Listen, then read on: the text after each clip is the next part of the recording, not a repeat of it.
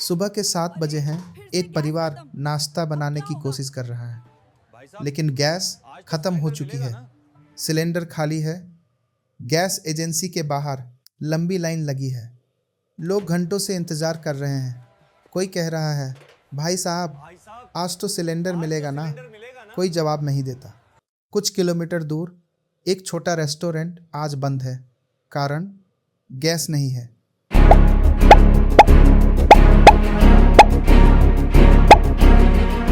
और हैरानी की बात यह है, ये संकट आपके शहर में पैदा नहीं हुआ, ना ही आपके देश में। ये संकट शुरू हुआ हजारों किलोमीटर दूर, मिडल ईस्ट में, जहां ईरान, इजराइल और अमेरिका एक खतरनाक टकराव में उलझ गए। और इस टकराव ने दुनिया की सबसे महत्वपूर्ण ऊर्जा नाड़ी को झकझोर दिया। स्ट्रेट ऑफ हॉर्मुज, एक समुद्री रास्ता जहां से दुनिया की ऊर्जा का बड़ा हिस्सा गुजरता है। तेल, गैस और एलपीजी। 2026 में जब युद्ध की आग भड़की तो सिर्फ मिसाइलें नहीं चली, पूरी दुनिया की सप्लाई चेन हिल गई। जहाज रुक गए, शिपिंग महंगी हो गई और धीरे धीरे रसोई घर तक इसका असर पहुंच गया। आज की इस डॉक्यूमेंट्री में हम समझेंगे एलपीजी क्या है, दुनिया भर में गैस कैसे पहुंचती है, स्ट्रेट ऑफ हॉर्मुज इतना महत्वपूर्ण क्यों है, ईरान इजराइल अमेरिका संघर्ष कैसे बढ़ा और कैसे इस युद्ध ने दुनिया को एक ग्लोबल एलपीजी संकट की ओर धकेल दिया। क्योंकि कभी कभी दुनिया के सबसे बड़े भू राजनीतिक फैसले आपकी रसोई तक असर डालते हैं। सबसे पहले समझते हैं कि एलपीजी आखिर है क्या। एलपीजी का पूरा नाम है लिक्विफाइड पेट्रोलियम गैस। ये एक गैस है, लेकिन इसे दबाव में तरल रूप में रखा जाता है, इसीलिए इसे कहा जाता है लिक्विफाइड गैस। एलपीजी मुख्य रूप से दो गैसों से बनती है, प्रोपेन, बुटाने। दोनों ही हाइड्रोकार्बन गैसें हैं जो तेल और प्राकृतिक गैस के साथ निकलती है। जब धरती के अंदर से कच्चा तेल और प्राकृतिक गैस निकाली जाती है तो उनके प्रोसेसिंग के दौरान एलपीजी अलग की जाती है। दो प्रमुख जगहों से एलपीजी आती है।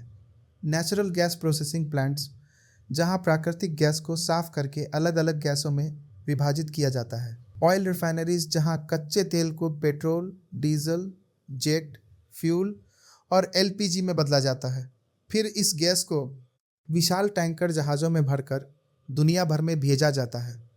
हर देश में बड़े स्टोरेज टर्मिनल होते हैं। वहाँ से एलपीजी छोटे सिलेंडरों में भरी जाती है और फिर डिस्ट्रीब्यूटर के जरिए लाखों घरों तक पहुँचती है। दुनिया में सैकड़ों मिलियन परिवार खाना बनाने के लिए एलपीजी पर निर्भर हैं। भारत, इंडोनेशिया, चीन, ब्राज़ील, अफ्रीका के कई देश, इन सभी जगहों पर एलपीजी सबसे महत्वपूर्ण कुकिंग फ्यूल बन चुकी है। इसके पीछे कई कारण हैं। एलपीजी जल्दी जलती है, धुआं कम बनाती है, लकड़ी या कोयले से ज़्यादा साफ है, खाना जल्दी बनाती है। सिर्फ घर ही नहीं, रेस्टोरेंट, ढाबे, कैटरिंग बिजनेस सभी एलपीजी पर निर्भर है। कई इंडस्ट्रीज भी एलपीजी का इस्तेमाल करती हैं। कई शहरों में वाहन भी एलपीजी से चलते हैं। इसे कहते हैं ऑटो एलपीजी। तो अगर एलपीजी सप्लाई रुक जाए तो असर सिर्फ रसोई तक सीमित नहीं रहता, पूरी अर्थव्यवस्था प्रभावित हो सकती है। अब सवाल आता है, एलपीजी आखिर दुनिया में घूमती कैसे है? किस तरह गैस के कुएं से निकलकर आपकी रसोई तक पहुंचती है? यह एक बेहद जटिल सप्लाई चेन है और यही जटिलता कभी कभी संकट को और भी बड़ा बना देती है। एक्सट्रैक्शन पहला कदम है। तेल और गैस का उत्पादन, ये काम बड़े बड़े तेल क्षेत्रों में होता है। दुनिया के सबसे बड़े तेल और गैस भंडार पाए जाते हैं सऊदी अरब, कतर, यूएई। प्रोसेसिंग प्लांट्स में एलपीजी अलग की जाती है। फिर एलपीजी को विशाल जहाज़ों में भरकर दुनिया के अलग अलग देशों में भेजा जाता है। ये जहाज़ बहुत खास होते हैं। इन्हें कहते हैं वीएलजीसी, वेरी लार्ज गैस कैरियर्स। एक वीएलजीसी जहाज़ लगभग 80,000 से 90,000 टन एलपीजी ले जा सकता है। जब जहाज़ किसी देश में पहुंचता है तो एलपीजी बड़े स्टोरेज टैंकों में उतारी जाती है। सिलेंडर फिलिंग, फिर गैस को छोटे सिलेंडरों में भरकर डिस्ट्रीब्यूशन नेटवर्क के जरिए लाखों ग्राहकों तक भेजा जाता है। ये पूरी सप्लाई चेन सैकड़ों कंपनियों, हजारों जहाज़ों और लाखों कर्मचारियों पर निर्भर करती है।